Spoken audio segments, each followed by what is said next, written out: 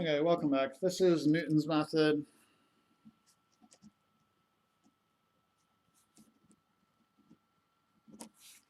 And it's a way of finding intersection points on graphs.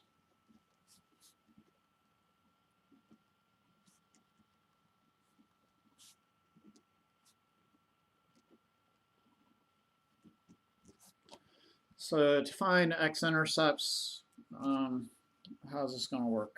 Okay. So we have some sort of graph that we care about. It's we know it's going through the x-axis somewhere, maybe using, what was that, the intermediate value theorem, and you've shown that there definitely is an x-intercept. So what you do, you'll have a feeling for about where it is. You'll pick an x value. Okay, so maybe say x sub 1, find where it is on the graph, and then put a tangent line on the graph going through the x-axis.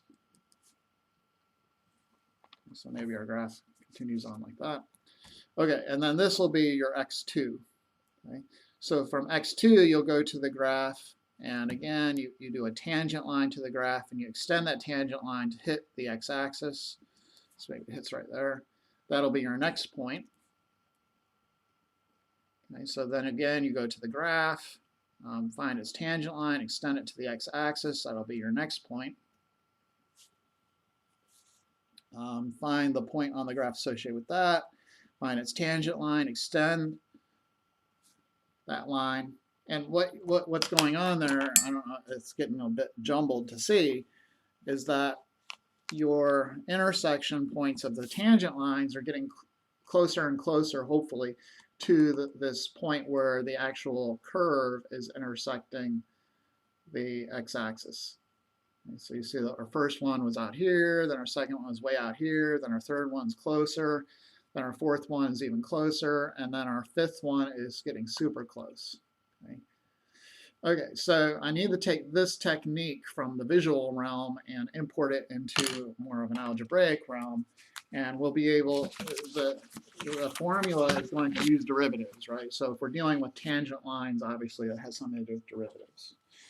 Right? So I need to kind of figure out what is this formula.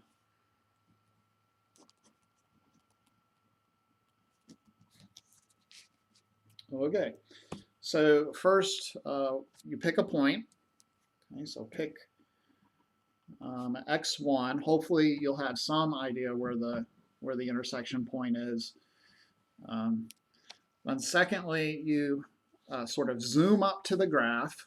Okay, so you consider this location x1 comma f of x1. And then what did we do? We created the equation of a tangent line to the graph at this point. Okay, so you'll consider then, well, we can use our point slope form, right? So y minus f of x1, and we need the derivative to find the slope of the tangent line. So that's easy. You just take the derivative of the function f prime of x sub 1 times x minus x sub 1. Then I want to find where the tangent line hits the x-axis. Okay, so this is really, at this point, y equals f prime of x1 times x minus x1 plus f of x1.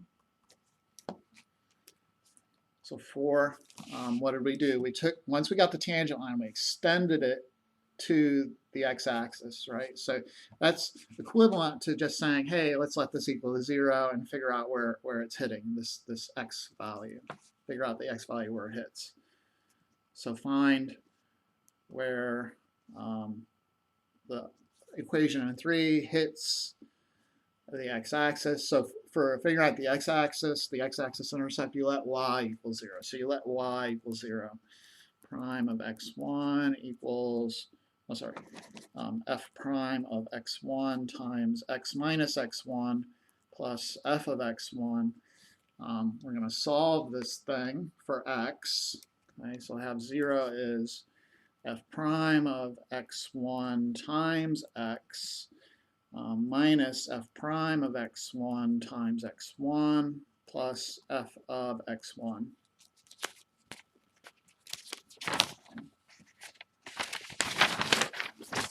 Okay, so I want to solve for x. That's what I'm after. The x value where y is equal to 0. So x, I'm going to move this thing to the other side. So I get, well, I'll move all this junk to the other side. So I'll have f prime of x1 times x equals f prime of x1 times x1 plus f of x1. And then divide both sides by f prime of x1. So you end up with x equaling the f prime of x1 will divide out. So you have x1 plus f of x1 divided by f prime of x1. Okay, this becomes then the new x value. Okay, so 5, then we sort of pick this x value as our new point. So I'm going to be picking a new value. I'll call it x2, which equals this x. And then you repeat. So basically step 6, you're going back to step 2.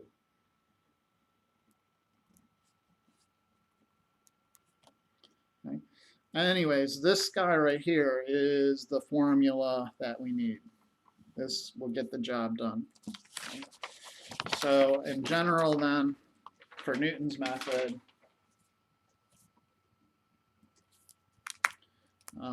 the next x value that you pick that becomes the candidate for the x-intercept, x sub n plus 1, will be the previous x value, x sub n, and then I guess I screwed up the signs back here.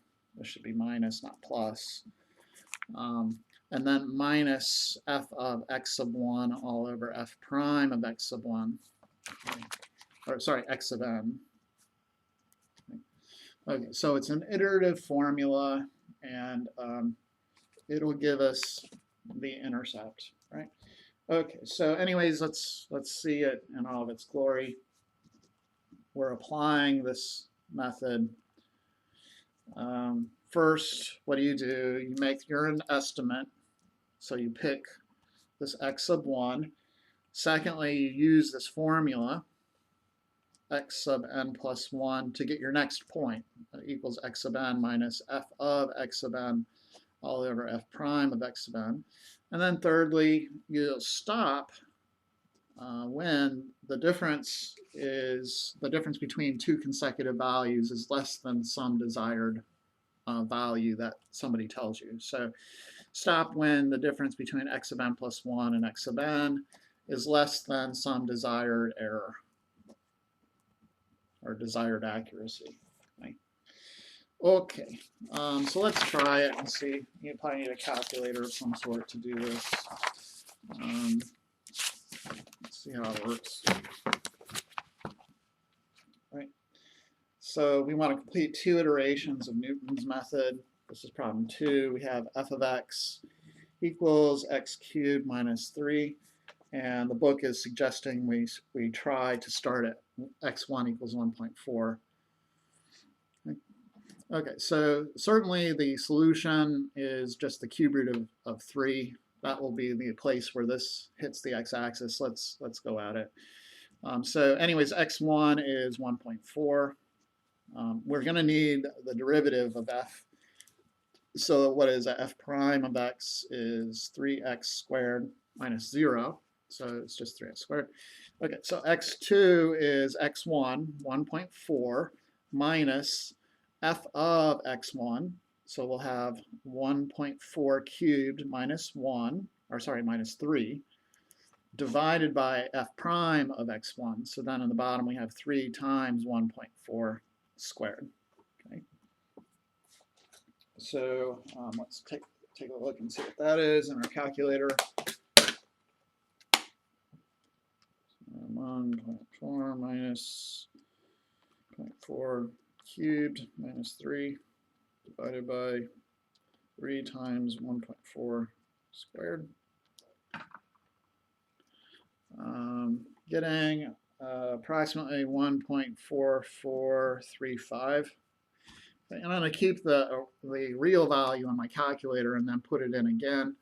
So taking this thing now and putting it in here, So it's x2 minus f of x2 all over f prime of x2. Okay. I'm just going to put that in my calculator. So copy and paste this stuff into the formula.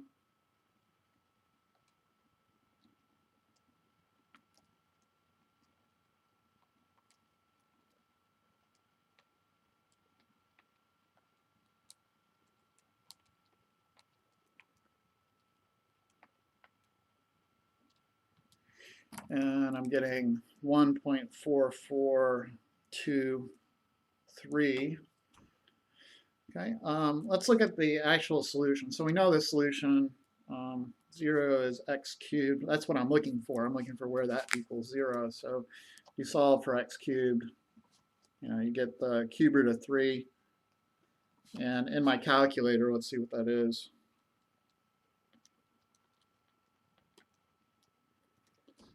I'm getting 1.442249.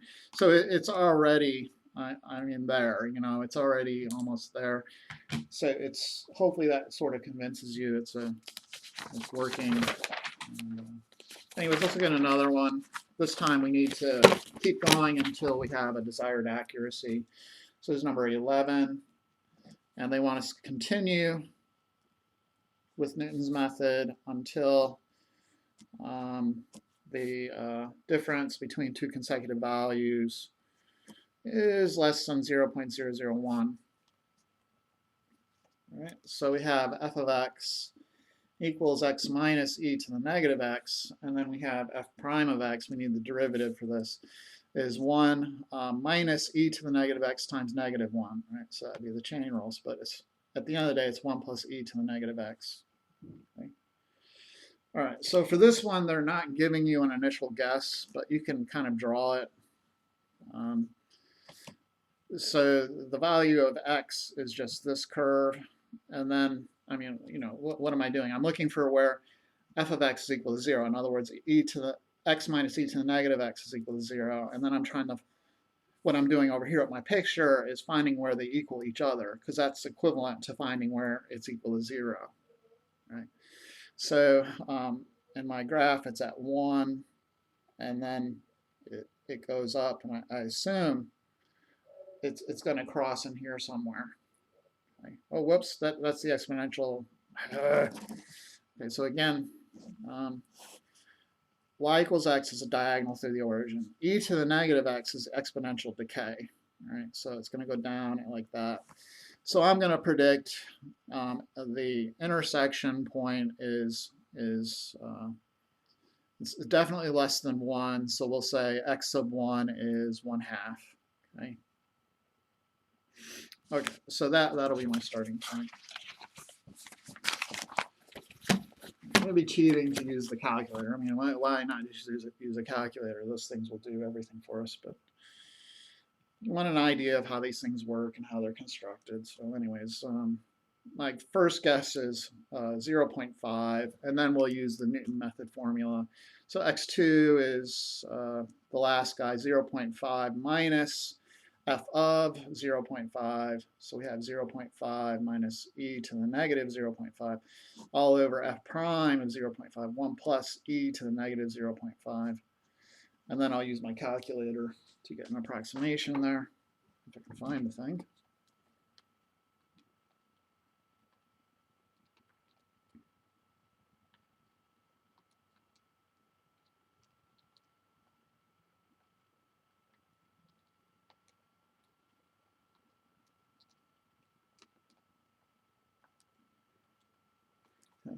So my first guy, 0.5663. And then you just keep iterating. Okay, so x sub 3, I'm taking this and plopping it into this expression.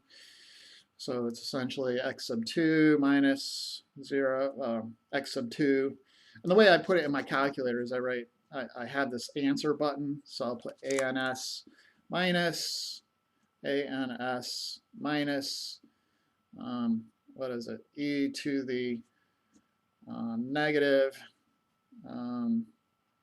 ans all in parentheses up there, divided by 1 plus e to the negative ans.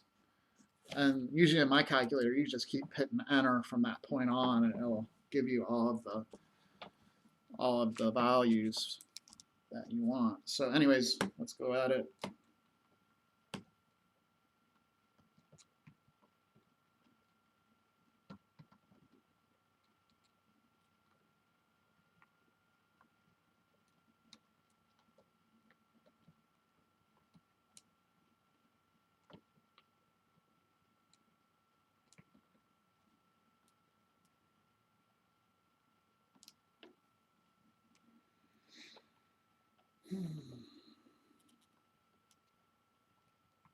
I'm missing parentheses somewhere.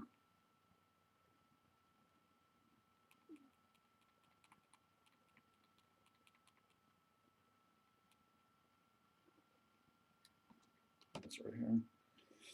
Okay, so it's x sub 3, 0.5671. Okay, so for this to work, I'm looking for these consecutive values to stop changing as I go from iteration to iteration. So as soon as it levels off to like 0.577, and then I have another 0.577, then I'm going to stop. Okay. So anyways, x sub 4.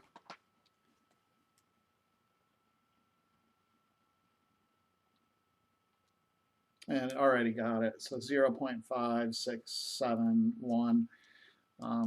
So the difference between these two is going to be less than 0.001. And so I can stop and make a guess to my zero. So I'm thinking it's approximately 0.5671433, according to my calculator.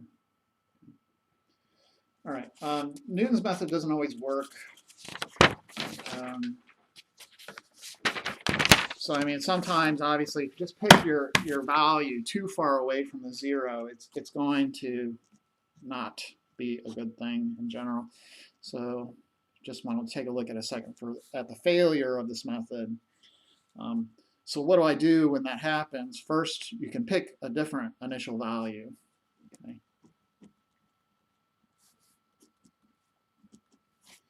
Okay. Secondly, if it gets more complicated or worse, and you're kind of out of luck, then start worrying about maybe things like this. There is a condition for what they're going to call convergence of these values. The formula absolute value of f of x times f double prime of x all over f prime of x squared. This thing needs to be less than 1. Okay, so let's just look at one that doesn't pan out. Y equals 2x cubed minus 6x squared plus 6x minus 1, and we're going to pick an initial value of 1. Okay, so we need the derivative. Y prime is 6x squared minus 12x plus 6. Okay. So x sub 1 is 1, so x sub 2 is going to be x sub 1, so 1 minus 1 put into this thing, so that would be 2 minus 6 is negative 4, plus 6 is 2, minus 1 is 1, all over 6 times 1 is 6, minus 12 is negative 6, plus 6 is uh-oh. So there's the issue. It's not even defined. Okay. So in general, what you would do is probably just turn around and pick a different x value, pick a different starting place, and go from there. Pick a different start. Okay, good enough. We'll see you next time.